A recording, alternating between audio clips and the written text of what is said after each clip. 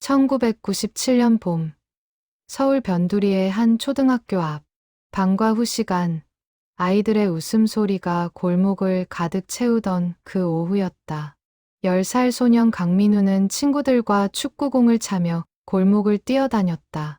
낡은 운동화 밑창이 아스팔트와 부딪히며 내는 경쾌한 소리, 땀으로 젖은 교복, 그리고 내일이면 또 만날 친구들과의 헤어짐이 아쉬워 집으로 가는 발걸음을 천천히 옮기던 평범한 방학 전날이었다. 민우는 어머니가 운영하는 작은 분식집으로 향했다.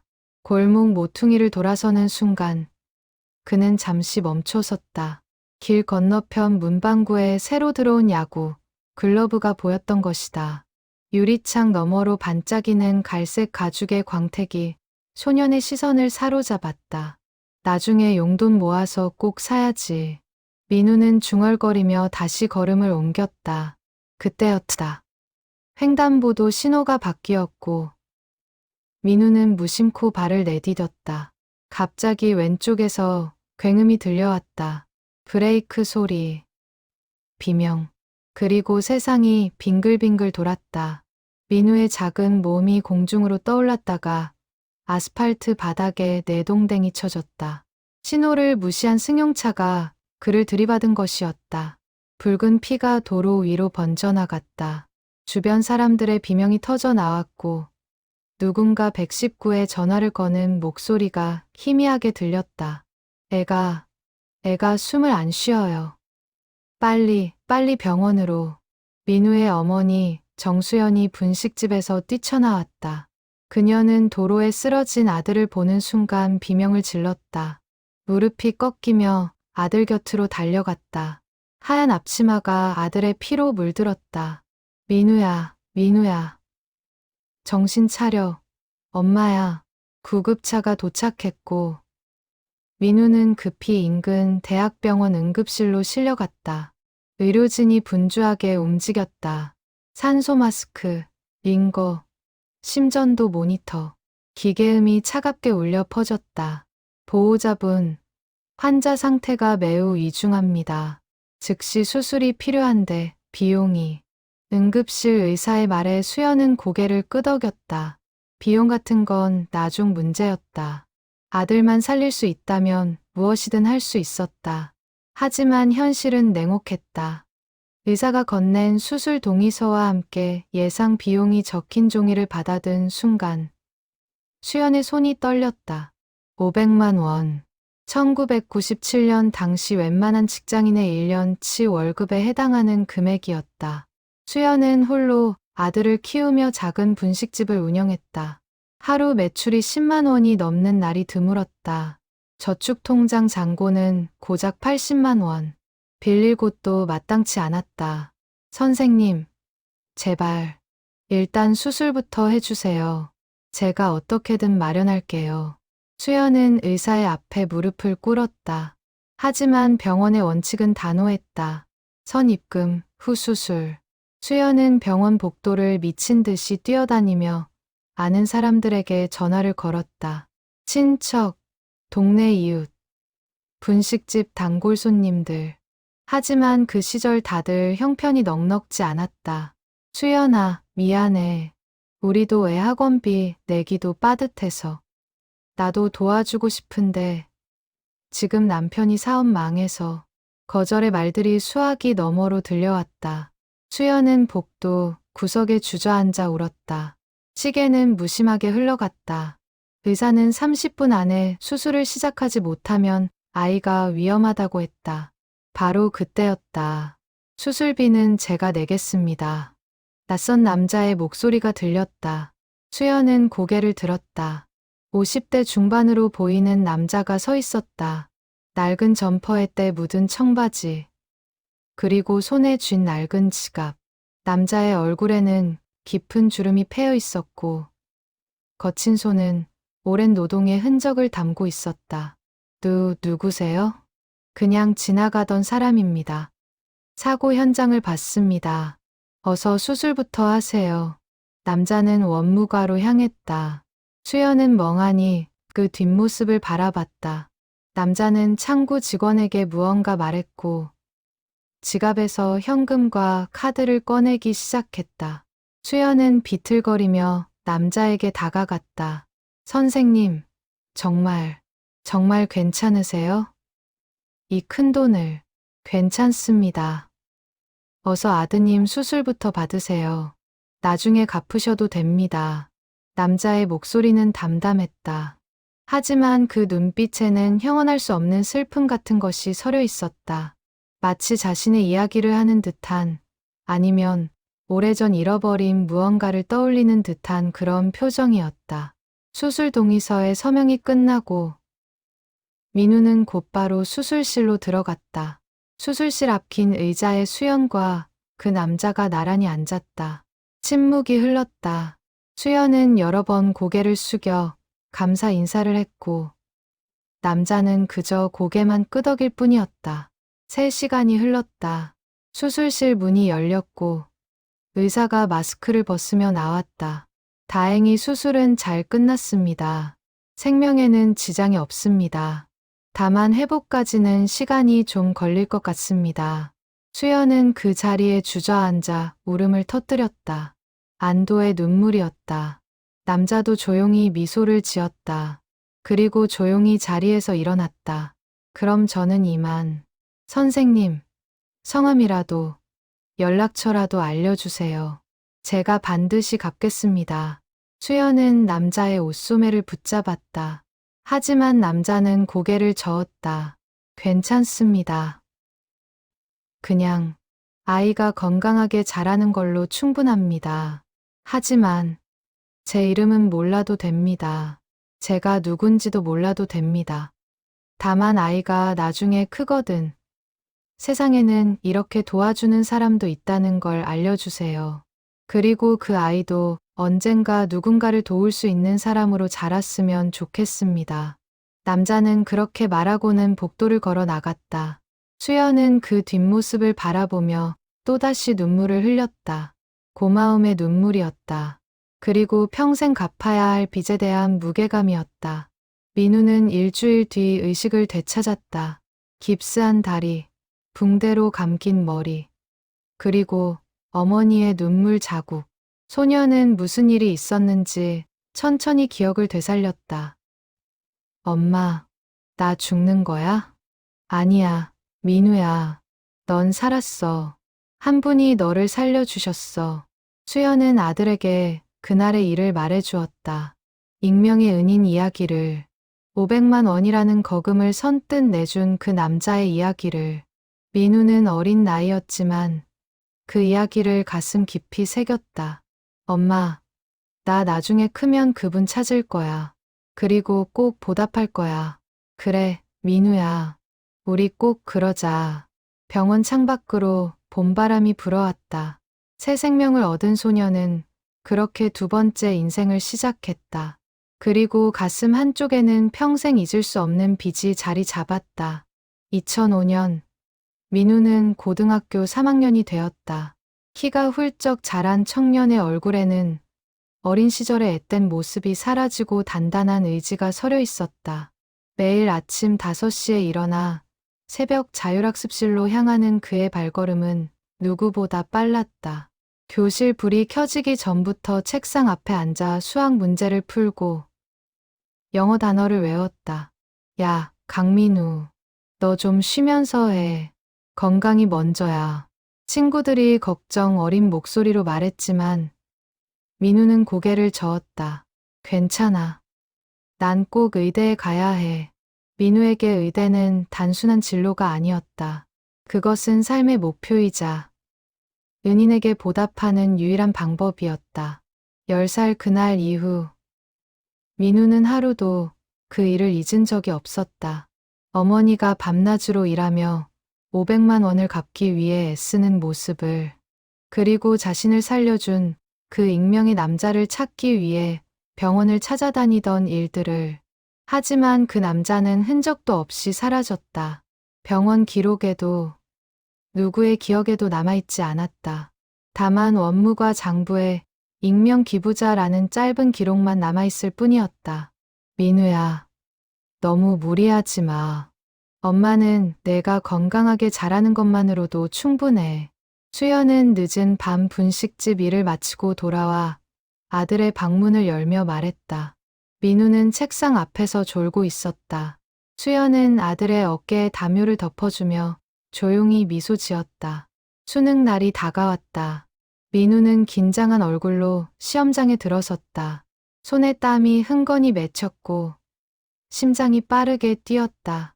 하지만 첫 문제를 펼치는 순간 그의 머릿속에는 오직 문제만 남았다. 3년간 갈고 닦은 실력이 답안지 위로 쏟아져 나왔다. 2006년 1월 합격자 발표일.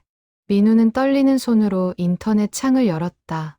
수연은 그 옆에서 두 손을 모으고 기도하듯 서 있었다. 화면이 로딩되고 수험 번호를 입력했다. 그리고 합격. 두 글자가 화면에 떴다. 민우는 의자에서 벌떡 일어났고 수연은 아들을 껴안으며 울음을 터뜨렸다. 민우야, 민우야. 잘했어. 정말 잘했어. 엄마, 나 의사 될 수 있어. 이제 그분을 찾을 수 있을 거야. 민우는 어머니의 품에 안긴 채 조용히 말했다. 그의 눈에도 눈물이 맺혔다. 8년 전 그날, 자신을 살려준 은인에게 한 걸음 더 가까이 다가간 기분이었다. 대학 생활은 녹록지 않았다. 의학 공부는 상상 이상으로 어려웠고, 학비와 생활비를 벌기 위해 민우는 아르바이트도 병행했다. 새벽 배달, 주말 과외, 방학 때는 공사장 일까지. 하지만 민우는 단 한 번도 포기를 생각하지 않았다. 민우야, 오늘 회식인데 안 와? 다들 기다려. 선배들의 전화가 왔지만 민우는 정중히 거절했다. 죄송합니다. 오늘 야간 아르바이트가 있어서요. 전화를 끊고 민우는 배달 오토바이 헬멧을 썼다. 새벽 2시까지 치킨을 배달해야 했다. 찬바람이 얼굴을 때렸지만 민우는 악물고 달렸다. 대학 3학년이 되던 해 민우는 처음으로 환자를 만났다. 임상 실습 시간이었다. 지도 교수와 함께 병동을 돌며 환자들을 진찰했다. 그중 한 침대에 노인이 누워 있었다. 폐렴으로 입원한 70대 할아버지였다. 할아버지, 어디가 가장 불편하세요? 민우가 부드럽게 물었다. 노인은 가쁜 숨을 몰아쉬며 대답했다. 숨이 너무 가빠서 죽을 것 같아요. 민우는 청진기를 노인의 가슴에 댔다. 불규칙한 폐음이 들렸다. 교과서에서 배운 내용이 실제로 들리는 순간이었다. 민우는 꼼꼼히 진찰하고 교수에게 소견을 보고했다. 실습이 끝나고 민우는 혼자 병동복도에 남아 창밖을 바라봤다. 문득 8년 전 자신이 누워있던 병실이 떠올랐다.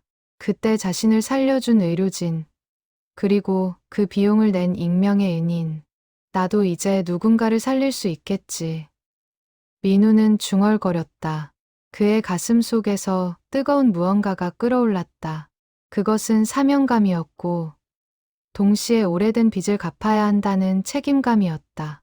2012년 민우는 마침내 의사 국가고시에 합격했다. 수연은 아들의 합격 소식을 듣고 또다시 눈물을 흘렸다. 이번에는 기쁨의 눈물이었다. 15년 전 교통사고로 죽을 뻔했던 아들이 이제 의사가 되어 다른 생명을 살리게 된 것이다. 엄마, 나 꼭 그분 찾을 거야. 이제 의사가 됐으니까 더 많은 방법으로 찾을 수 있을 거야. 그래, 민우야. 우리 꼭 찾자. 민우는 인턴 생활을 시작했다. 하루 18시간씩 병원에서 살다시피 했다. 응급실 당직, 병동 회진, 수술 참관, 쉴 틈 없는 일정이었지만 민우는 한 번도 불평하지 않았다. 어느 날 밤, 응급실에 교통사고 환자가 실려왔다.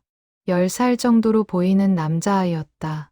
민우는 그 아이를 보는 순간 15년 전 자신의 모습이 겹쳐 보였다. 피투성이가 된 작은 몸, 울부짖는 어머니, 그리고 생사의 갈림길. 선생님, 제발 우리 아들 좀 살려주세요. 어머니의 절규가 응급실에 울려 퍼졌다. 민우는 침착하게 아이를 진찰했다. 다행히 생명에는 지장이 없었다. 하지만 수술이 필요했고 비용 문제가 걸렸다. 제가 비용을 대겠습니다. 민우는 조용히 말했다. 선배 의사들이 놀란 표정으로 그를 바라봤다. 민우야, 내가 인턴 월급으로? 네, 제가 꼭 돕고 싶습니다. 민우는 자신의 통장에 있던 돈을 모두 꺼내 수술비를 냈다. 그것은 1년간 아르바이트로 모은 전부였다. 하지만 민우는 후회하지 않았다. 오히려 가슴이 후련했다. 수술은 성공적으로 끝났다. 아이의 어머니는 민우에게 계속 감사 인사를 했다. 선생님, 이 은혜를 어떻게 갚아야 할지 갚지 않으셔도 됩니다. 다만 아이가 건강하게 자라서 나중에 누군가를 도울 수 있는 사람이 되면 그것으로 충분합니다.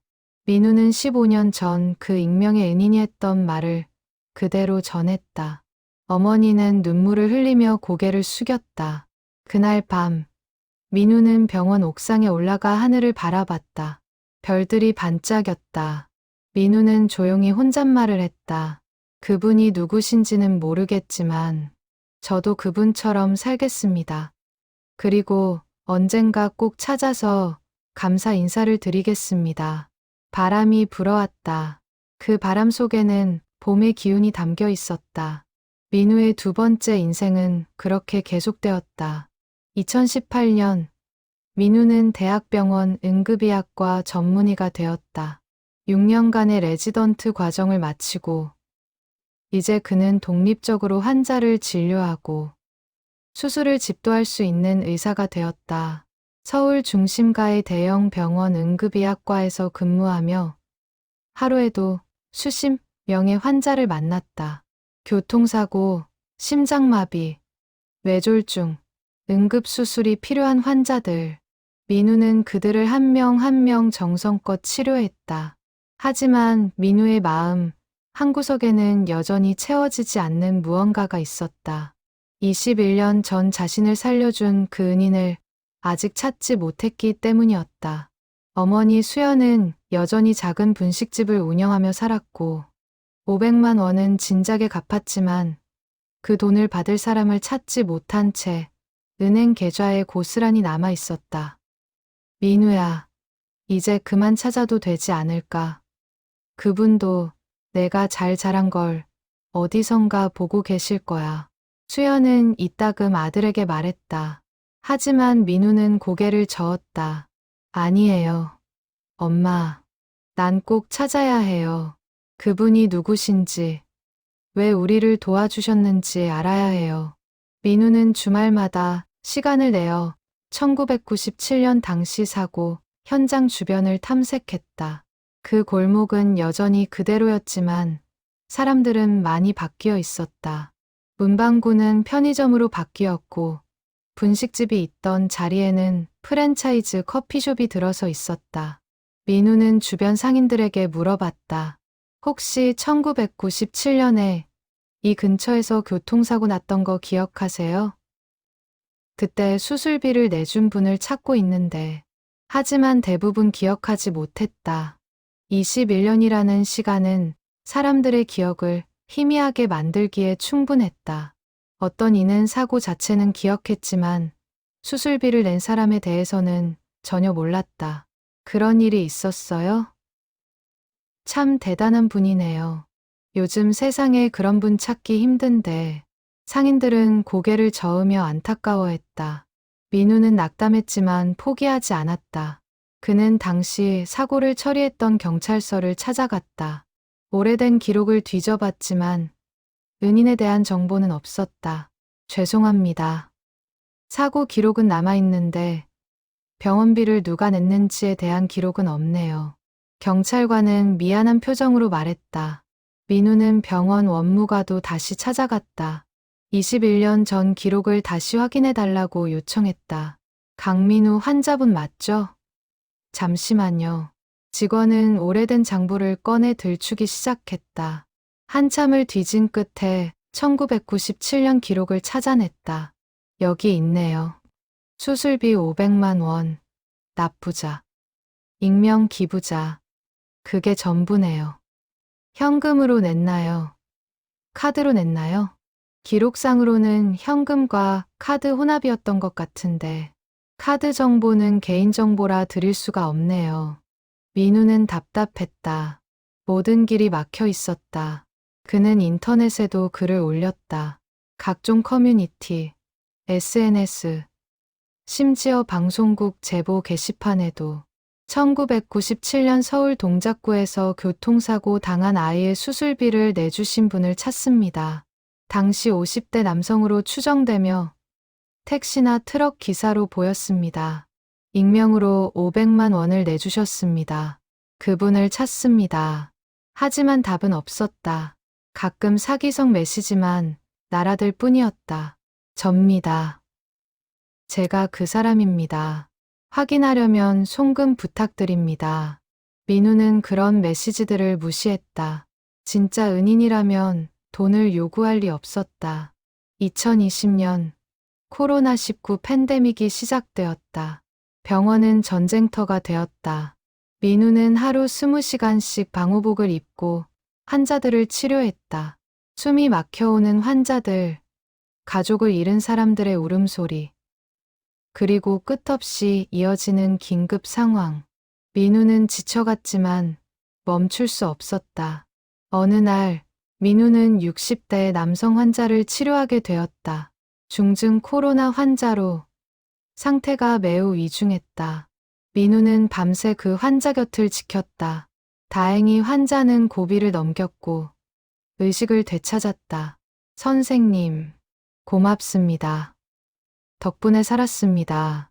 환자는 가쁜 숨을 몰아쉬며 말했다. 민우는 미소를 지었다. 제 일을 했을 뿐입니다. 건강 회복하시길 바랍니다. 환자가 퇴원하는 날, 그는 민우에게 작은 봉투를 건넸다. 이거라도 받아주세요. 정말 감사합니다. 민우는 정중히 거절했다. 필요 없습니다. 다만 건강하게 사시고 나중에 누군가 어려울 때 도와주세요. 그게 제게 하는 보답입니다. 환자는 눈물을 글썽이며 고개를 숙였다. 민우는 그 모습을 보며 문득 21년 전 자신을 도와준 은인이 떠올랐다. 그분도 이런 마음이었을까? 보답을 바라지 않고 다만 선의가 이어지기를 바라는 그런 마음. 팬데믹이 조금씩 진정되던 2022년. 민우는 우연히 옛날 신문 기사를 보게 되었다. 병원 도서관에서 과거 의료 관련 자료를 찾다가 1997년 지역 신문을 발견한 것이었다. 호기심에 펼쳐본 신문에서 작은 기사 하나가 눈에 들어왔다. 택시기사 박인철 씨. 빚 갚기 위해 하루 20시간 운행. 기사 내용은 이랬다. 당시 50대 택시기사 박인철 씨가 사업 실패로 5천만 원의 빚을 지게 되었고 이를 갚기 위해 하루 20시간씩 택시를 몰았다는 내용이었다. 기사에는 박 씨의 사진도 실려 있었다. 민우는 그 사진을 보는 순간 심장이 멎는 듯한 느낌을 받았다. 이 사람. 혹시 사진 속 남자의 얼굴이 어렴풋이 기억났다. 21년 전 병원 복도에서 봤던 그 남자와 닮은 것 같았다. 민우는 신문을 복사해서 집으로 가져갔다. 어머니에게 보여줬다. 엄마, 이 사람 혹시 그때 그분 아닐까? 수연은 안경을 쓰고 사진을 자세히 들여다봤다. 그녀의 눈이 커졌다. 민우야. 맞는 것 같아. 이 사람, 그때 그분 같아. 정말요? 응. 엄마가 어떻게 잊겠니? 그날을. 민우와 수연은 즉시 박인철이라는 이름으로 검색하기 시작했다. 인터넷, 전화번호부, 택시회사 명단. 하지만 박인철이라는 이름은 너무 흔했고 특정하기 어려웠다. 민우는 당시 기사를 쓴 기자를 찾아갔다. 다행히 그 기자는 아직 현직에 있었다. 25년 전 기사라 기억이 가물가물한데요. 잠시만요. 기자는 오래된 취재 노트를 뒤적였다. 한참을 찾던 끝에 한 페이지를 펼쳤다. 아, 이거. 박인철 씨. 당시 동작구에 사시던 분이에요. 택시 번호는 여기 적혀 있네요. 민우는 그 정보를 받아 적었다. 심장이 빠르게 뛰었다. 드디어 은인을 찾을 수 있을 것 같았다. 민우는 그날 밤 잠을 이루지 못했다. 25년 만에 은인의 단서를 잡은 것이었다. 민우는 다음 날 새벽부터 움직였다. 1997년 당시 박인철이 속해 있던 택시 회사를 찾아갔다. 하지만 그 회사는 이미 10년 전에 폐업한 상태였다. 민우는 다시 택시 공제조합으로 향했다. 오래된 기록을 뒤져달라고 요청했다. 박인철, 1997년 당시 동작구.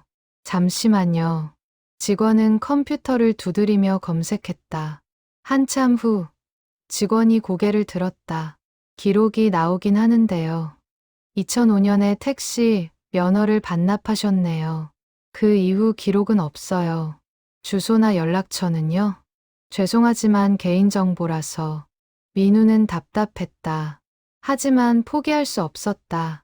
그는 2005년 당시 주소지인 동작구 일대를 직접 찾아다니기 시작했다. 주말마다 시간을 내서 골목골목을 누볐다. 오래된 슈퍼마켓, 세탁소, 이발소, 부동산에 들어가 박인철이라는 이름을 물어봤다. 박인철? 흔한 이름이라. 여러 명 아는데 누구를 말하는 거예요? 1997년쯤 택시 기사하셨던 분이요. 50대 후반이셨을 거예요. 아, 그분이라면. 여기 살다가 10년도 더 전에 이사 가셨어요. 어디로 가신지 아세요? 글쎄요. 경기도 쪽이라고 들었는데 막연한 정보들만 모였다.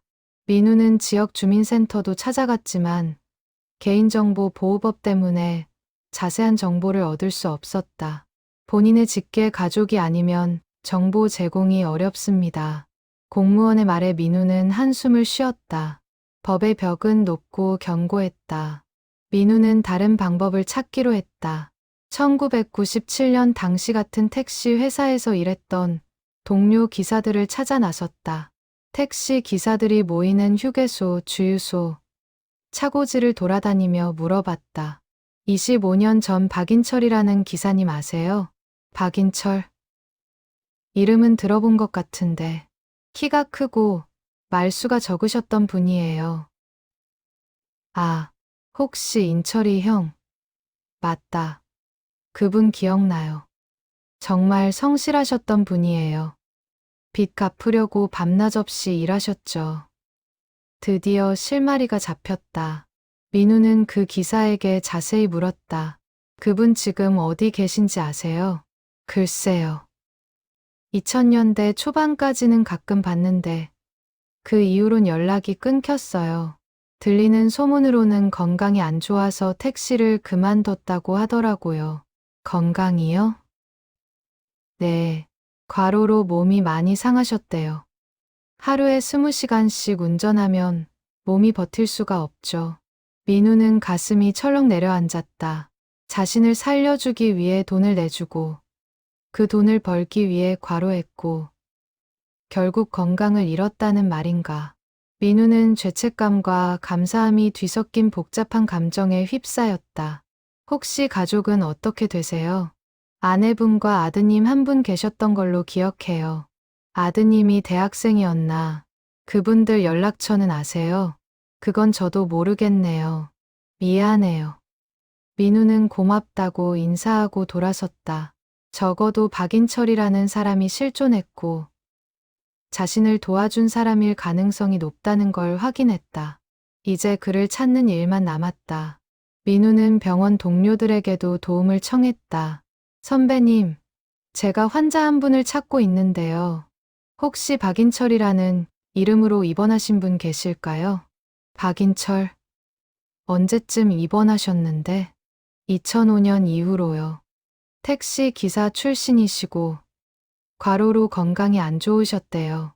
동료들이 의무 기록을 검색해 줬지만 박인철이라는 이름의 환자는 수십 명이었다. 생년월일, 주소, 직업을 일일이 확인하기엔 시간이 너무 부족했다. 민우는 다시 인터넷에 글을 올렸다.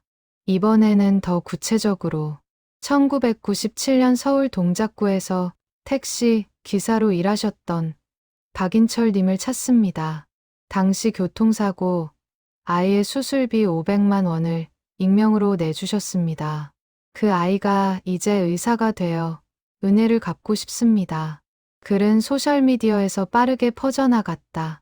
수천 명이 공유했고 댓글이 달렸다. 와, 정말 감동적이네요. 꼭 찾으셨으면 좋겠어요. 요즘 세상에 이런 분이 계셨다니. 제가 주변에 물어볼게요. 하지만 결정적인 정보는 들어오지 않았다. 박인철이라는 이름을 가진 사람은 너무 많았고 1997년 당시 택시 기사였다는 조건을 충족하는 사람을 특정하기 어려웠다. 2023년 봄, 민우는 한 방송국 PD에게 연락을 받았다. 선생님, 혹시 저희 프로그램에 나오셔서 은인 찾기를 해보시겠어요? 저희가 도와드릴 수 있을 것 같은데요. 민우는 고민했다. 공개적으로 방송에 나가는 건 부담스러웠다. 하지만 이것이 마지막 기회일지도 몰랐다. 알겠습니다. 해보겠습니다. 한 달 후, 민우는 방송 스튜디오에 섰다. 카메라 앞에서 자신의 이야기를 담담히 풀어냈다. 1997년 교통사고, 익명의 은인, 의사가 된 과정, 그리고 지금까지의 탐색 과정. 저는 그분을 꼭 찾고 싶습니다. 제 생명을 살려주셨을 뿐만 아니라 제 인생의 방향을 바꿔주신 분입니다. 그분께 감사 인사를 드리고 제가 받은 은혜를 갚고 싶습니다. 방송이 나간 후 제보가 쏟아졌다. 하지만 대부분 잘못된 정보였다. 민우는 하나하나 확인하며 지쳐갔다. 그러던 어느 날 한 통의 전화가 걸려왔다. 여보세요. 저 방송 봤는데요. 혹시 찾으시는 분이 우리 아버지일 수도 있을 것 같아서요. 민우의 심장이 빠르게 뛰었다. 자세히 말씀해 주시겠어요? 아버지가 박인철이에요. 1997년에 택시 기사하셨고 동작구에 살았어요. 그리고 그때쯤 큰 돈을 쓰신 일이 있었던 것 같아요. 민우는 손이 떨렸다. 드디어 은인을 찾은 것일까? 지금 아버님은 어디 계세요? 전화기 너머로 한동안 침묵이 흘렀다. 그리고 조용한 목소리가 들려왔다. 아버지는 5년 전에 돌아가셨어요. 민우는 그 순간 모든 것이 멈춘 듯한 느낌을 받았다. 세상이 조용해졌고 귀에서 윙윙거리는 소리만 들렸다. 25년을 찾아 헤맸던 은인이 이미 세상을 떠났다는 것이다. 민우는 며칠 동안 말을 잃었다. 은인을 찾았지만 그분은 이미 이 세상 사람이 아니었다. 감사 인사도 보답도 할 수 없게 되었다. 민우는 병원 옥상에 올라가 하늘을 바라보며 눈물을 흘렸다. 25년간 가슴에 품어온 소원이 이렇게 무너지는 것이 너무나 허무했다. 민우야, 괜찮아? 어머니 수연이 아들을 찾아왔다. 수연도 그 소식을 듣고 며칠간 울었다. 자신들을 살려준 은인에게 제대로 된 감사도 전하지 못한 채 그분이 세상을 떠났다는 사실이 가슴 아팠다. 엄마, 난 너무 늦었어요. 진작에 찾았어야 했는데. 민우야, 내 잘못이 아니야. 내가 최선을 다했잖아. 민우는 고개를 저었다. 최선을 다했다고? 정말 그랬을까? 더 일찍, 더 적극적으로 찾았다면 살아계실 때 만날 수 있지 않았을까? 일주일 후, 민우는 박인철의 아들 박준호를 만났다. 30대 중반의 조용한 인상을 가진 남자였다. 둘은 조용한 카페에 마주 앉았다. 제가 찾던 분이 정말 아버님이 맞나요? 민우가 조심스럽게 물었다. 준호는 고개를 끄덕이며 오래된 수첩 하나를 꺼냈다. 아버지 유품을 정리하다가 이걸 발견했어요. 수첩을 펼치자 1997년 4월 15일 날짜 아래 이렇게 적혀 있었다. 오늘 한 아이를 도왔다. 수술비 500만 원. 우리 준호 나이 또래의 아이였다. 살려주고 싶었다. 민우는 그 글을 읽는 순간 눈물이 쏟아졌다. 이것이 증거였다. 박인철, 그가 바로 자신을 살려준 은인이었다. 아버지는 왜 익명으로 도와주신 거죠? 민우가 물었다. 준호는 깊은 한숨을 쉬었다. 아버지는 원래 그런 분이셨어요. 남을 돕는 걸 좋아하셨지만 티내는 걸 싫어하셨죠. 그리고 당시 저희 집 형편도 좋지 않았어요. 사업 실패로 빚이 5천만 원 넘게 있었거든요. 그런데도 500만 원을. 네. 어머니가 나중에 알고 엄청 화내셨어요. 그 돈으로 빚 일부라도 갚을 수 있었는데 남의 아이 수술비를 냈다고. 하지만 아버지는 전혀 후회하지 않으셨어요. 준호는 계속 이야기했다. 박인철은 그 후로도 빚을 갚기 위해 하루 20시간씩 택시를 몰았다. 새벽 4시에 나가서 밤 12시에 들어오는 생활을 10년 가까이 했다. 식사도 제대로 못하고 잠도 차 안에서 쪽잠으로 대신했다. 2005년쯤 아버지가 쓰러지셨어요. 과로로 인한 심장질환이었죠. 의사가 더 이상 운전하면 안 된다고 했어요. 그래서 택시를 그만두셨죠. 그 이후에는 어떻게 편의점 야간 알바, 경비 일 할 수 있는 건 다 하셨어요. 빚은 2010년에 다 갚으셨어요. 13년이 걸렸죠. 민우는 가슴이 미어졌다. 자신을 살리기 위해 낸 500만 원이 그분의 인생을 그렇게 힘들게 만든 것이었다. 민우는 준호에게 물었다. 왜 저희에게 연락하지 않으셨어요?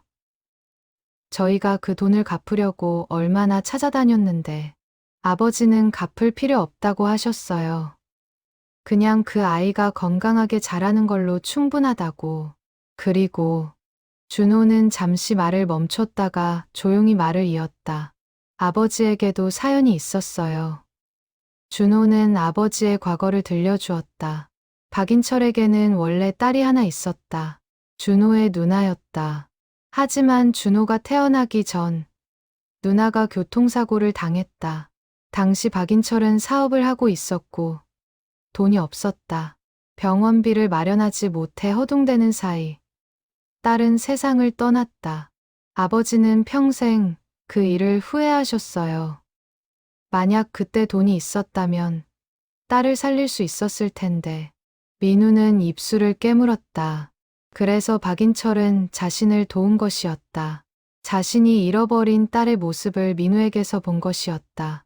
1997년 그날 아버지는 우연히 사고 현장을 지나가셨대요. 쓰러진 아이를 보는 순간 딸 생각이 났다고 하셨어요. 그래서 주저없이 병원으로 따라가셨고 수술비를 내셨죠. 그렇군요. 민우는 모든 것이 이해되었다. 박인철의 선행은 단순한 선의가 아니라 잃어버린 딸에 대한 속죄이자 그리움이었던 것이다. 아버지는 말년에 자주 말씀하셨어요. 그때 그 아이가 잘 자랐을지, 의사 선생님 말대로 건강하게 컸을지. 저예요. 저 여기 있어요. 민우는 울먹이며 말했다. 준호도 눈시울을 붉혔다. 아버지가 들으셨으면 정말 좋아하셨을 텐데. 자신이 도운 아이가 의사가 됐다는 걸. 민우는 가방에서 봉투 하나를 꺼냈다. 그 안에는 500만 원이 들어 있었다. 어머니와 함께 25년간 모아둔 돈이었다. 이거라도 받아주세요. 아버님께 갚지 못한 돈입니다. 하지만 준호는 고개를 저었다. 아버지가 원하셨던 건 돈이 아니에요. 선생님이 건강하게 자라서 좋은 사람이 되는 것. 그리고 다른 사람들을 돕는 것. 그게 아버지가 바라셨던 보답이에요. 민우는 눈물을 닦으며 물었다. 아버님 산소는 어디 있나요? 찾아뵙고 싶습니다. 경기도 남양주에 있어요. 제가 안내해 드릴게요. 며칠 후, 민우와 수연은 박인철의 산소를 찾았다. 작은 산 중턱, 햇살이 따뜻하게 내리쬐는 곳이었다. 민우는 묘비 앞에 무릎을 꿇고 절을 올렸다. 선생님, 저 강민우입니다. 25년 전 저를 살려주신 것, 평생 잊지 못할 것입니다. 늦었지만 이렇게라도 찾아뵙게 되어 감사합니다. 민우의 목소리는 떨렸고 눈물이 멈추지 않았다. 수연도 옆에서 함께 절을 올리며 울었다. 준호는 조금 떨어진 곳에 서서 그 모습을 지켜봤다. 선생님, 저 의사 됐어요. 그리고 매일 환자들을 치료하고 있어요. 선생님이 제게 주신 두 번째 인생, 헛되이 쓰지 않고 있습니다. 바람이 불어왔다. 나무집들이 바스락거렸다. 민우는 마치 박인철이 대답하는 것처럼 느껴졌다. 잘했다. 고생 많았다. 민우는 한참을 묘비 앞에 앉아 있었다. 25년간 찾아 헤맸던 은인을 드디어 만났지만 이렇게 만나게 될 줄은 몰랐다. 민우는 가슴 속에 담아두었던 모든 이야기를 쏟아냈다. 선생님, 제가 의대 합격했을 때 얼마나 기뻤는지 아세요? 제가 처음 환자를 살렸을 때 얼마나 떨렸는지 아세요? 모든 순간 선생님 생각을 했어요. 바람이 다시 한번 불었다. 민우는 일어서며 마지막 인사를 했다. 선생님, 편히 쉬세요. 저 이제 선생님의 마음을 이어받아 살겠습니다. 산을 내려오는 길, 준호가 민우에게 말했다. 아버지가 정말 좋아하실 거예요. 선생님 같은 분이 되셨다니. 민우는 고개를 끄덕였다. 그리고 마음속으로 다짐했다. 박인철의 선의를, 그의 희생을, 그리고 그의 사랑을 세상에 전하겠다고.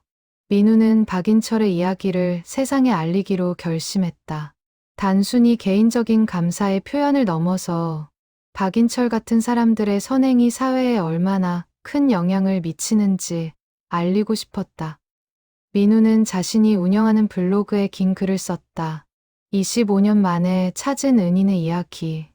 글에는 1997년 교통사고부터 시작해서 의대 진학, 의사가 되기까지의 과정, 그리고 박인철을 찾기 위한 노력들이 담겨 있었다. 민우는 박인철이 왜 자신을 도왔는지, 그 뒤에 숨겨진 아픈 과거까지 모두 공개했다. 물론 준호의 동의를 받은 후였다. 글은 빠르게 퍼져나갔다. 수만 명이 읽었고 댓글이 수천 개 달렸다. 눈물 없이 읽을 수 없네요. 박인철 님 같은 분이 진짜 영웅입니다. 요즘 세상에 이런 분이 계셨다니. 정말 감동적이에요. 의사가 된 강민우 선생님도 존경스럽습니다. 은혜를 잊지 않는 분이네요. 언론에서도 연락이 왔다. 신문, 방송, 온라인 매체에서 인터뷰 요청이 쏟아졌다. 민우는 가능한 한 많은 곳에 나가서 박인철의 이야기를 전했다. 박인철 님은 빚더미에 있으면서도 낯선 아이를 위해 500만 원을 내주셨습니다. 그것도 익명으로요. 그분의 선행이 없었다면 지금의 저도 없었을 겁니다. 방송이 나간 후 사회적 반향이 일었다. 사람들은 박인철의 이야기에 감동했고 동시에 자신도 누군가를 도와야겠다는 생각을 하게 되었다. 각종 기부 단체의 후원금이 늘어났고 익명 기부 사례가 증가했다. 민우는 한 발 더 나아갔다. 병원 내에 박인철 장학금을 만들었다. 경제적으로 어려운 환자들의 수술비를 지원하는 기금이었다. 민우는 자신의 월급 일부를 매달 기부했고 박인철의 이야기를 듣고 감동받은 사람들도 기부에 동참했다. 이 장학금으로 한 해에 10명 정도는 도울 수 있을 것 같습니다. 박인철 님의 정신을 이어가는 것이 제가 할 수 있는 보답입니다. 민우는 기자회견에서 말했다. 플래시가 터졌고 기자들이 질문을 쏟아냈다. 선생님은 왜 이렇게까지 하시는 건가요? 박인철 님이 제게 주신 건 단순히 생명만이 아니에요. 삶의 방향, 가치관, 그리고 사명감까지 주셨습니다. 그분의 선행이 한 사람의 인생을 바꿨고 그 사람이 또 다른 사람들의 인생을 바꾸는 겁니다. 민우의 이야기는 학교 교과서에도 실렸다. 도덕 시간에 아이들은 박인철과 강민우의 이야기를 배우며 선행의 가치에 대해 토론했다. 여러분, 박인철 아저씨처럼 누군가를 도운 경험이 있나요? 선생님의 질문에 아이들이 손을 들었다. 저는 할머니가 길 건너는 걸 도와드렸어요. 저는 친구가 아플 때 보건실에 데려다 줬어요. 작은 선행들이었지만 아이들은 그것이 얼마나 중요한지 배웠다. 박인철의 이야기는 한 세대를 넘어 다음 세대에게도 전해지고 있었다. 2024년 민우는 선한 영향력 상을 수상했다. 사회복지 분야에서 큰 기여를 한 사람에게 주는 상이었다. 시상식장에는 수백 명의 사람들이 모였다. 민우는 무대에 올라 트로피를 받으며 짧은 소감을 말했다. 이 상은 제가 받을 자격이 없습니다. 진짜 받아야 할 분은 박인철 님입니다. 저는 그분의 정신을 전달하는 메신저일 뿐입니다. 객석에서 박준호가 눈물을 닦으며 박수를 쳤다. 민우는 무대에서 내려와 준호와 포옹했다. 형님, 아버님이 자랑스러워 하실 거예요. 고마워요. 민우 선생님, 아버지의 이름을 이렇게 빛내주셔서 둘은 아버지와 은인이라는 관계를 넘어 이제는 친한 친구이자 동료가 되어 있었다. 준호도 민우의 영향을 받아 사회복지 단체에서 자원봉사를 시작했다. 민우의 병원에는 선행의 벽이라는 게시판이 생겼다. 환자들이나 보호자들이 받은 도움, 그리고 그들이 다시 남에게 베푼 선행을 적는 곳이었다. 게시판은 금세 포스트잇으로 가득 찼다. 오늘 수술비가 없어 고민하고 있었는데 익명의 누군가가 도와주셨습니다. 저도 나중에 꼭 누군가를 돕겠습니다. 제가 입원해 있을 때 옆 침대 할머니가 밤마다 간식을 나눠주셨어요. 퇴원 후 요양원에 간식을 기부했습니다. 작은 선행들이 연쇄적으로 이어지고 있었다. 박인철의 500만 원은 단순히 한 아이의 생명을 살린 것이 아니라 수많은 사람들의 삶을 변화시키는 씨앗이 된 것이었다. 민우는 주말마다 박인철의 산소를 찾았다. 묘비 앞에 앉아 최근 있었던 일들을 이야기했다. 선생님, 이번 주에 장학금으로 3명의 환자를 도왔습니다. 한 명은 교통사고 환자였는데 25년 전 제 모습과 비슷했어요. 그 아이도 잘 자라서 훌륭한 사람이 될 거예요. 바람이 불었다. 민우는 박인철이 미소 짓고 있을 것 같았다. 선생님, 선생님의 선행이 이렇게 많은 사람들에게 영향을 주고 있어요. 선생님은 한 사람의 생명만 살린 게 아니에요. 수백, 수천 명의 마음을 살렸어요. 민우는 묘비에 손을 대고 조용히 기도했다. 그리고 다짐했다. 박인철의 정신을 평생 이어가겠다고. 그것이 자신이 할 수 있는 최선의 보답이라고. 2025년 박인철의 이야기는 책으로 출간되었다. 민우가 직접 쓴 은인을 찾아서 마이너스 25년의 기록이라는 제목의 책이었다.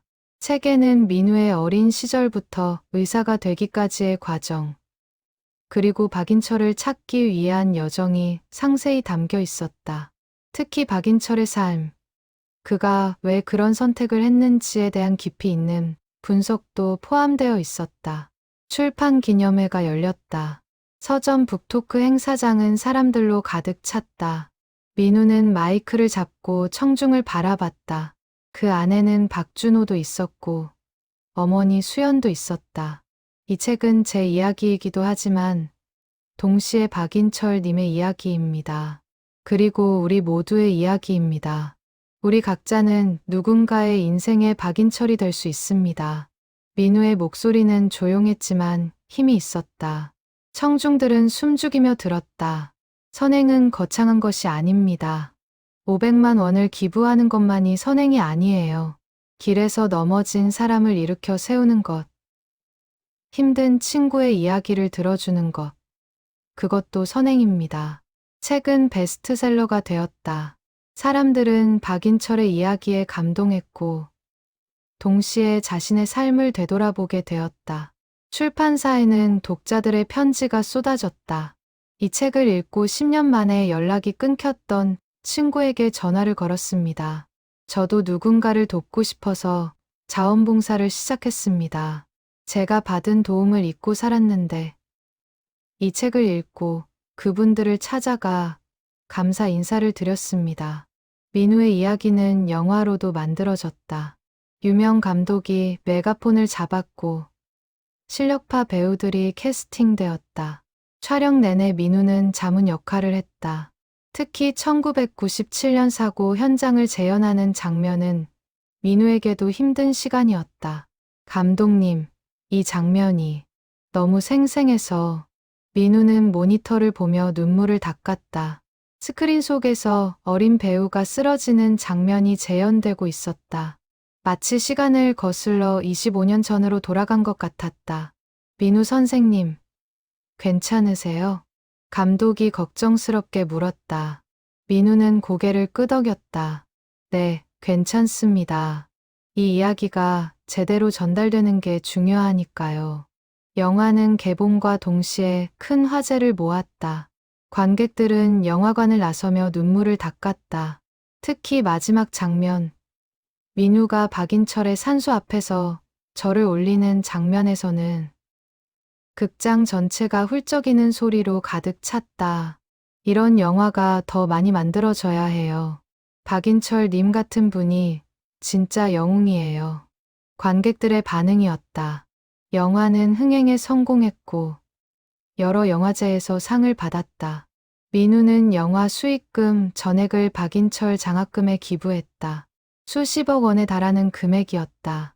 이로써 장학금 규모가 크게 확대되었고 더 많은 환자들을 도울 수 있게 되었다. 박인철 님의 500만 원이 이렇게 큰 돈으로 돌아왔습니다. 이 돈으로 수백 명의 생명을 살릴 수 있을 겁니다. 민우는 기자회견에서 말했다. 카메라 플래시가 터졌다. 박인철의 이야기는 교육 현장에서도 활용되었다. 전국의 학교에서 도덕 시간에 이 이야기를 가르쳤고 학생들은 선행의 의미에 대해 토론했다. 박인철 아저씨는 왜 자신도 힘든데 남을 도왔을까요? 선생님의 질문에 한 학생이 손을 들었다. 잃어버린 딸을 그리워했기 때문이에요. 그리고 다른 아이가 자기 딸처럼 죽는 걸 원하지 않았어요. 맞아요. 그럼 우리는 박인철 아저씨에게서 무엇을 배울 수 있을까요? 아픔을 가진 사람일수록 남의 아픔을 더 잘 이해할 수 있다는 거요. 그리고 선행은 돌고 돈다는 거요. 박인철 아저씨가 강민우 씨를 도왔고 강민우 씨가 의사가 되어 더 많은 사람을 도우잖아요. 학생들의 눈이 반짝였다. 선생님은 흡족한 표정으로 고개를 끄덕였다. 민우의 병원에는 박인철 기념관이 만들어졌다. 작은 공간이었지만 박인철의 삶과 선행을 기리는 전시물들이 가득했다.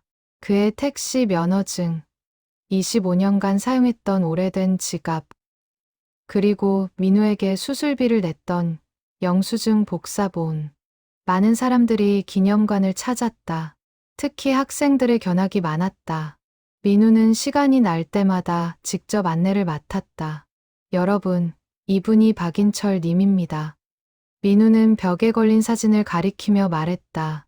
50대의 박인철이 택시 앞에서 찍은 사진이었다. 그의 얼굴에는 피곤함이 역력했지만 눈빛만은 따뜻했다. 이분은 자신도 힘든 상황에서 낯선 아이를 도왔습니다. 그리고 그 아이가 바로 저입니다. 아이들은 진지한 표정으로 들었다. 한 아이가 손을 들었다. 선생님, 박인철 아저씨는 지금 어디 계세요? 민우는 잠시 침묵했다가 조용히 대답했다. 하늘나라에 계세요. 하지만 그분의 정신은 여기, 우리 모두의 마음속에 살아있습니다. 아이들은 숙연한 표정으로 고개를 끄덕였다. 민우는 박인철의 유산을 이어가기 위해 강연 활동도 시작했다. 대학교, 기업, 사회단체에서 초청이 쇄도했다. 민우는 바쁜 의사 일정 중에도 시간을 내어 강연장을 찾았다. 선행은 투자입니다. 박인철 님은 500만 원을 투자했고 그 투자는 한 사람의 의사를 만들었습니다. 그리고 그 의사는 수천 명의 환자를 치료하고 있습니다. 여러분의 작은 선행도 누군가의 인생을 바꿀 수 있습니다. 청중들은 박수로 화답했다. 강연이 끝난 후 많은 사람들이 민우에게 다가와 악수를 청했다. 선생님 덕분에 제 인생을 되돌아보게 됐어요. 저도 누군가를 도와야겠다는 생각이 들었어요. 민우는 한 명 한 명과 눈을 맞추며 악수했다. 그리고 그들에게 말했다. 고맙습니다. 여러분 각자가 작은 박인철이 되어주세요. 박인철의 유산은 그렇게 사회 전체로 확산되어 갔다. 한 사람의 선행이 만든 파급 효과는 상상을 초월했다.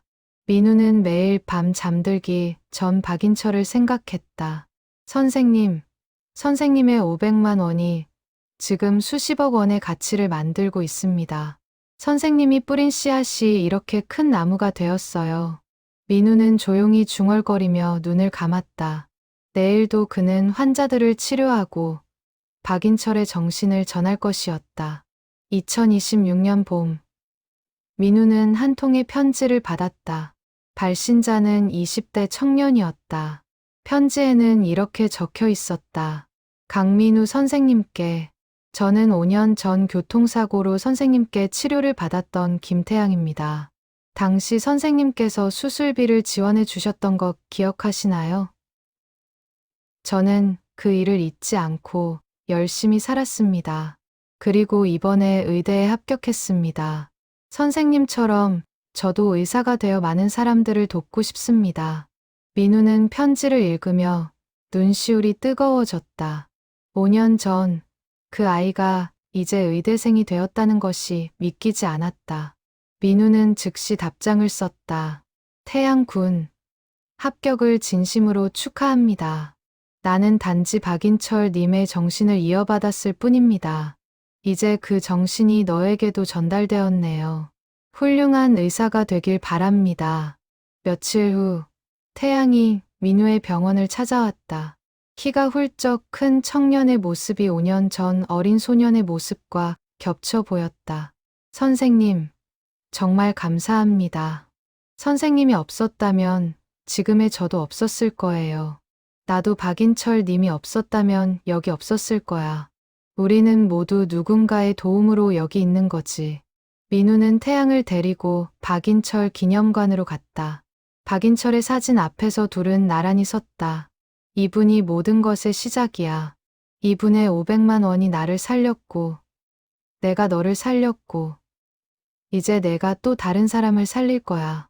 태양은 숙연한 표정으로 사진을 바라봤다. 그리고 깊이 절을 올렸다. 감사합니다. 저도 선생님처럼, 아니 박인철 할아버지처럼 살겠습니다. 민우는 태양의 어깨를 토닥였다. 선행의 순환이 이어지고 있었다. 같은 해 여름, 민우는 또 다른 소식을 들었다. 박인철 장학금으로 도움을 받았던 한 환자가 사업에 성공하여 장학금의 거액을 기부했다는 것이었다. 10억 원이라는 큰 금액이었다. 저는 5년 전 심장 수술이 필요했지만 돈이 없어서 포기하려고 했습니다. 그때 박인철 장학금 덕분에 수술을 받을 수 있었고 건강을 되찾았습니다. 그 후 사업이 잘 되어 이렇게 돌려드리게 되었습니다. 기부자는 기자회견에서 눈물을 흘리며 말했다. 민우도 그 자리에 참석하여 감사 인사를 전했다. 이것이 바로 선행의 순환입니다. 박인철 님의 500만 원이 수많은 생명을 살리고 그 생명들이 다시 다른 생명들을 살리고 있습니다. 박인철 장학금은 이제 한국을 넘어 해외로도 확대되었다. 의료 혜택을 받지 못하는 개발도상국 어린이들을 위한 프로그램이 시작된 것이었다. 민우는 직접 아프리카와 동남아시아를 방문하여 현지 병원에 장학금을 전달했다. 케냐의 한 병원에서 민우는 말라리아로 고생하는 아이들을 만났다. 그 중 한 아이가 민우에게 물었다. 선생님은 왜 우리를 도와주세요? 민우는 아이의 눈을 바라보며 대답했다. 오래전에 한 분이 나를 도와주셨어. 그분이 나에게 말씀하셨지. 받은 도움을 다른 사람에게 전하라고. 그래서 나는 너희를 돕는 거야. 아이는 환하게 웃었다. 그 미소가 민우에게는 박인철의 미소처럼 보였다. 한국으로 돌아온 민우는 새로운 프로젝트를 시작했다. 선행 릴레이 캠페인이었다. 사람들이 받은 도움을 기록하고 그 도움을 다른 사람에게 전하는 것을 SNS에 공유하는 캠페인이었다. 샵박인철 챌린지라는 해시태그가 만들어졌다. 사람들은 자신이 받은 도움, 그리고 자신이 다시 베푼 선행을 올리기 시작했다. 오늘 지하철에서 할머니께 자리를 양보했습니다. 10년 전 제가 다쳤을 때 할아버지가 저를 도와주셨던 기억이 났어요. 샵박인철 챌린지. 이웃집 아이의 학원비를 지원했습니다. 제가 어릴 때 선생님이 무료로 과외를 해주셨던 은혜를 갚습니다. 샵박인철 챌린지. 수만 개의 게시물이 올라왔다. 선행이 눈덩이처럼 불어나고 있었다. 민우는 준호와 함께 박인철의 산소를 찾았다. 이제 두 사람은 한 달에 한 번씩 함께 산소를 찾는 것이 일상이 되었다. 형님, 아버님이 정말 대단한 일을 하셨어요. 한 사람의 선행이 이렇게 큰 움직임을 만들다니. 민우가 말했다. 준호는 묘비를 쓰다듬으며 대답했다. 아버지는 그저 자신의 마음이 이끄는 대로 하셨을 뿐이에요. 거창한 계획이 있었던 게 아니라 그냥 도와야겠다는 마음. 그게 더 대단한 거죠. 계산 없는 순수한 선의. 두 사람은 한참을 묘비 앞에 앉아 있었다. 봄바람이 불었고 벚꽃잎이 날렸다. 아버지, 전 세계 사람들이 당신의 이름을 알고 있어요. 그리고 당신의 정신을 이어받고 있어요. 준호가 조용히 말했다. 민우도 고개를 숙이며 묵념했다. 그날 저녁, 민우는 자신의 딸에게 박인철의 이야기를 들려주었다. 7살 딸 수아는 아빠의 이야기를 진지하게 들었다. 아빠, 그럼 박인철 할아버지가 없었으면 아빠도 없었고, 나도 없었던 거야? 맞아. 할아버지 덕분에 우리 가족이 있는 거지. 대박. 그럼 나도 누군가를 도와야겠다. 그래야 그 사람도 가족을 만들 수 있잖아. 수아의 순수한 말에 민우는 웃음을 터뜨렸다. 그리고 딸을 꼭 안아주었다. 그래, 수아야. 내가 누군가를 도우면 그 사람의 미래도 바뀌는 거야. 선행의 순환은 그렇게 세대를 넘어 이어지고 있었다. 박인철의 500만 원은 이제 단순한 돈이 아니었다. 그것은 사랑이었고, 희망이었고, 그리고 인류애였다. 2027년 봄. 민우는 특별한 계획을 세웠다. 1997년 사고가 났던 바로 그 골목에 작은 기념비를 세우는 것이었다. 박인철의 선행을 기억하고 그 정신을 전하기 위한 기념비. 민우는 구청을 찾아가 허가를 받았고 모금을 시작했다. 박인철 선행 기념비 건립을 위한 모금에 동참해 주세요. 소식이 알려지자 전국에서 후원금이 들어왔다. 큰 금액이 아니었다. 10,000원, 5,000원, 심지어 1,000원씩 보내는 사람들도 있었다. 하지만 그 마음이 모여 한 달 만에 목표 금액을 달성했다. 국민 3만 명의 마음이 모였습니다. 민우는 감격스러운 표정으로 말했다. 기념비 제막식 날짜가 정해졌다. 1997년 사고가 난 바로 그날 4월 15일이었다. 제막식 당일 그 골목에는 수백 명의 사람들이 모였다. 기자들, 일반 시민들, 그리고 박인철 장학금으로 도움을 받았던 사람들, 민우의 가족, 박준호의 가족도 참석했다. 기념비에는 이렇게 적혀 있었다. 1997년 4월 15일. 이곳에서 한 사람의 선행이 시작되었습니다. 택시기사 박인철은 자신도 어려운 상황에서 교통사고, 아이의 생명을 살렸습니다. 그 아이는 의사가 되어 수천 명의 생명을 살렸고 그 정신은 지금도 이어지고 있습니다. 이 비석은 박인철의 선행을 기억하고 우리 모두가 누군가의 박인철이 될 수 있음을 상기시킵니다. 민우가 제막 천을 잡아당겼다. 기념비가 모습을 드러냈다. 박수가 터져 나왔다. 민우는 마이크를 잡고 군중을 향해 말했다. 30년 전 오늘 저는 이 자리에서 교통사고를 당했습니다. 그리고 박인철 님이 저를 살려주셨습니다.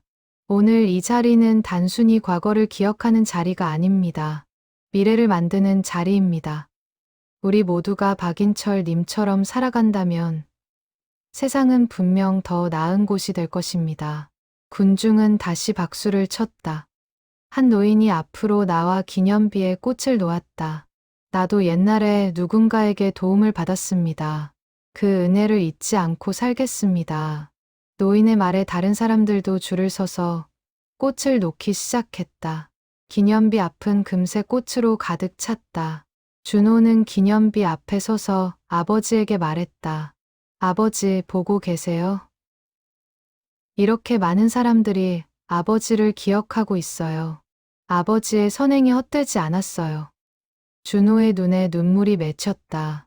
민우가 옆에 다가와 어깨를 토닥였다. 형님, 아버님이 자랑스러워 하실 거예요. 고마워요, 민우 씨. 아버지의 이름을 이렇게 빛내주셔서. 제막식이 끝난 후 민우는 홀로 기념비 앞에 남았다. 사람들이 모두 떠나고 조용한 골목에 민우 혼자만 서 있었다. 민우는 기념비에 손을 대고 조용히 말했다. 선생님, 저 왔습니다. 30년 만에 이 자리로 돌아왔어요. 이제야 제대로 감사 인사를 드릴 수 있게 됐네요. 바람이 불었다. 봄바람이었다. 30년 전 그날도 이런 바람이 불었던 것 같았다. 선생님의 500만 원은 제 생명만 살린 게 아니에요. 수천 명의 생명을 살렸고 수만 명의 마음을 움직였어요. 선생님은 정말 위대한 분이세요. 민우는 기념비에 이마를 댔다. 차가운 돌의 감촉이 느껴졌다. 하지만 그 안에서는 따뜻한 무언가가 전해져 오는 것 같았다. 그날 밤, 민우는 어머니와 함께 저녁을 먹었다. 수연은 아들의 손을 잡으며 말했다. 민우야, 내가 정말 자랑스럽다. 박인철 님도 하늘에서 기뻐하실 거야. 엄마도 고생 많으셨어요. 25년 동안 그 돈 갚으려고 얼마나 힘들었어요. 그래도 보람 있었어. 내가 이렇게 훌륭하게 자라서. 모녀는 함께 눈물을 흘렸다. 하지만 그것은 슬픔의 눈물이 아니라 기쁨의 눈물이었다. 며칠 후, 민우는 병원에서 특별한 환자를 만났다. 80대 노인이었는데 교통사고로 중상을 입은 상태였다. 가족들은 수술비 때문에 고민하고 있었다. 선생님, 저희 형편이 어려워서. 보호자가 떨리는 목소리로 말했다. 민우는 고개를 끄덕였다. 걱정하지 마세요. 박인철 장학금으로 지원하겠습니다. 정말요? 감사합니다. 박인철이라는 분을 아세요? 민우가 물었다. 보호자는 고개를 저었다. 아뇨, 누구신데요? 30년 전 한 아이를 살린 분입니다. 그리고 그 아이가 이제 당신의 가족을 살리는 겁니다. 민우는 박인철의 이야기를 간단히 들려주었다.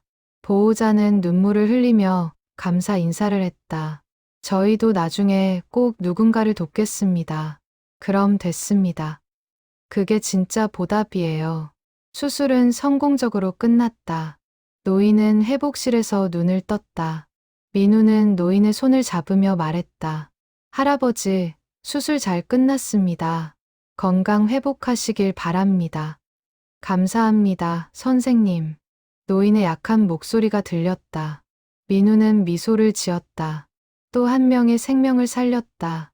박인철이 자신에게 해준 것처럼. 그날 저녁, 민우는 박인철의 산소를 찾았다. 석양이 묘비를 비추고 있었다. 민우는 묘비 앞에 앉아 오늘 있었던 일들을 이야기했다. 선생님, 오늘 또 한 분을 살렸습니다. 80대 할아버지였어요. 선생님의 정신으로 살린 겁니다. 바람이 나무숲을 흔들었다. 민우는 박인철이 대답하는 것 같았다. 잘했다. 계속 그렇게 해라. 민우는 묘비를 쓰다듬으며 다짐했다. 평생 이 길을 가겠다고. 박인철의 정신을 이어받아 세상을 조금 더 따뜻한 곳으로 만들겠다고. 해가 졌다.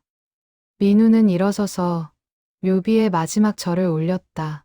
선생님, 감사합니다. 그리고 사랑합니다. 민우는 산을 내려왔다. 발걸음이 가벼웠다. 내일도 환자들이 기다리고 있었고, 박인철의 정신을 전할 사람들이 기다리고 있었다. 30년의 여정이 끝났지만, 동시에 새로운 시작이었다. 선행의 순환은 끝나지 않을 것이었다. 2028년, 민우는 50살이 되었다. 30년 전 교통사고를 당했던 10살 소녀는 이제 중년의 의사가 되어 있었다. 머리에는 흰머리가 섞였고 얼굴에는 세월의 흔적이 새겨져 있었다. 하지만 그의 눈빛만은 여전히 맑았다. 봄이었다. 민우는 병원 옥상에 올라가 하늘을 바라봤다. 30년 전 자신을 살려준 박인철을 생각했다. 그리고 그동안 자신이 살려온 수많은 환자들을 떠올렸다. 몇 명이나 됐을까? 민우는 중얼거렸다. 정확히 세어본 적은 없지만 아마 수천 명은 될 것이었다.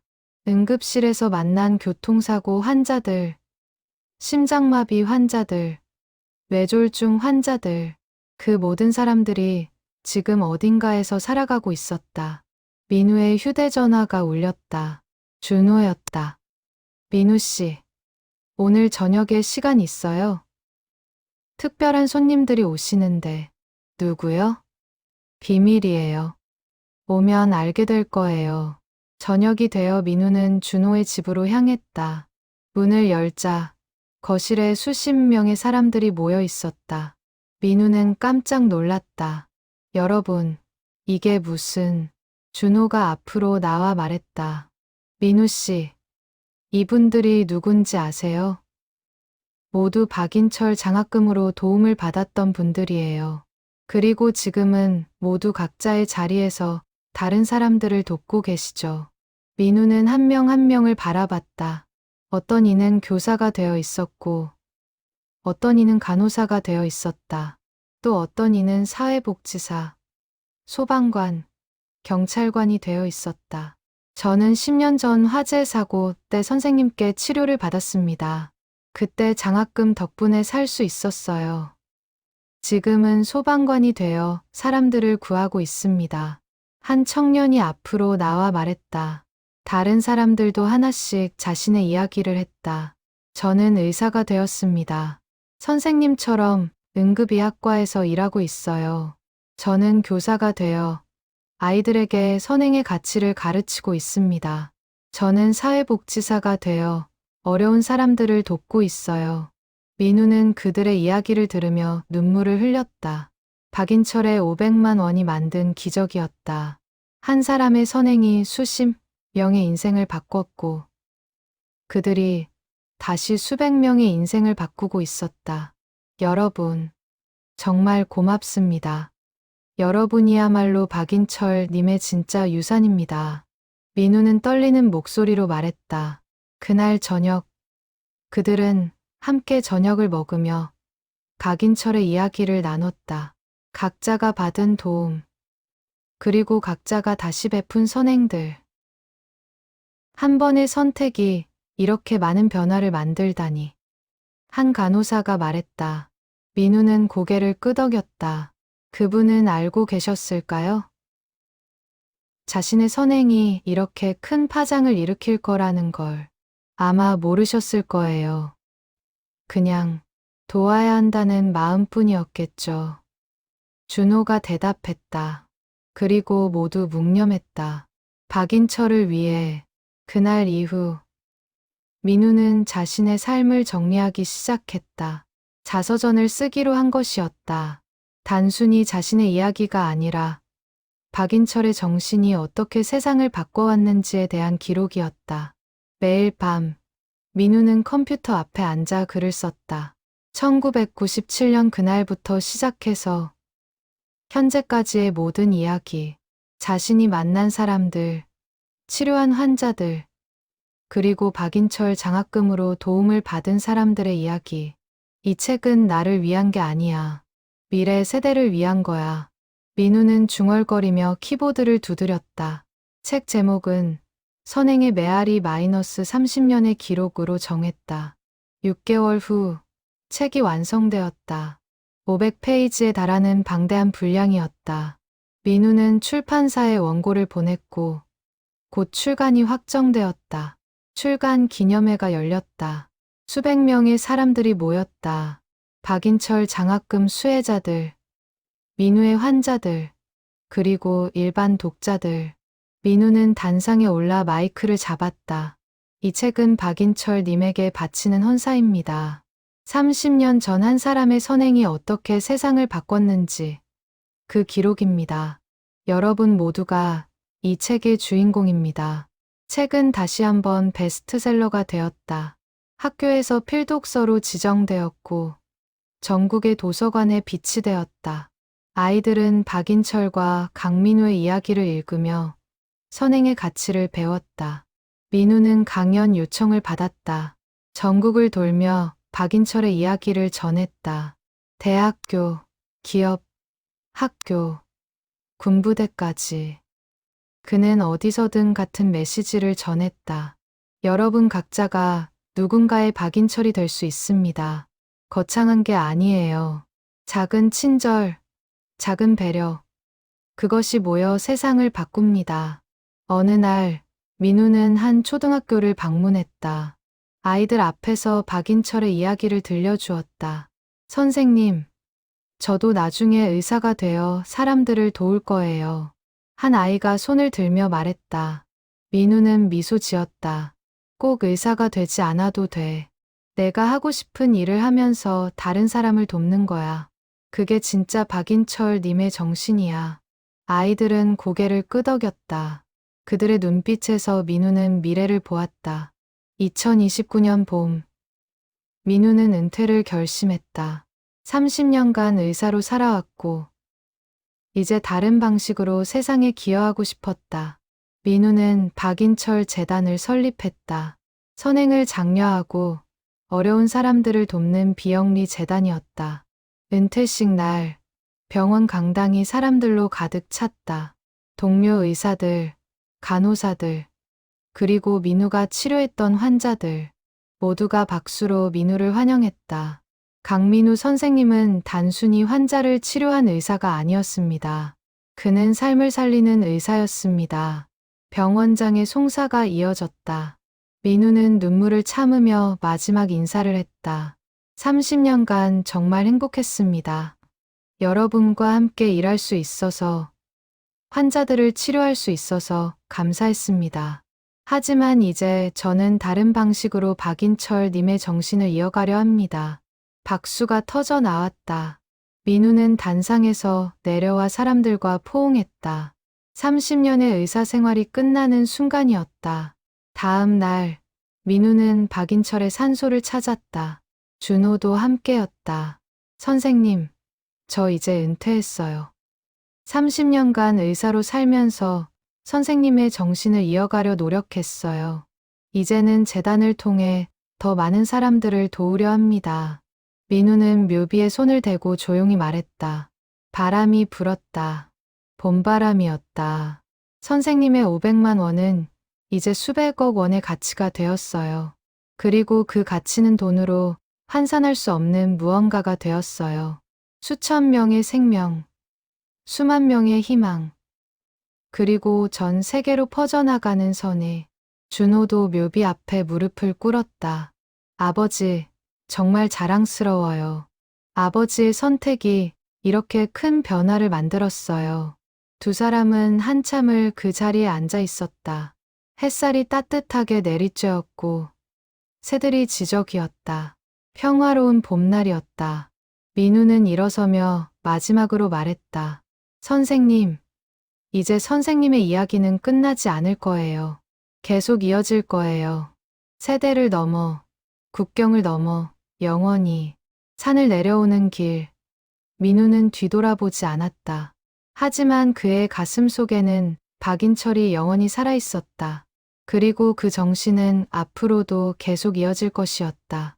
저녁이 되어 민우는 집으로 돌아왔다. 가족들이 기다리고 있었다. 딸 수아는 이제 15살이 되어 있었다.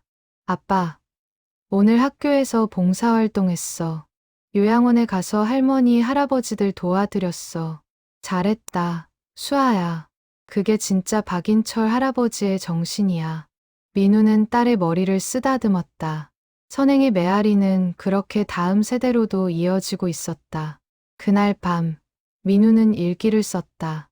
오늘 나는 30년의 여정을 마쳤다. 박인철 님을 찾는 여정이 아니라 박인철 님처럼 사는 여정을. 그리고 이제 알았다.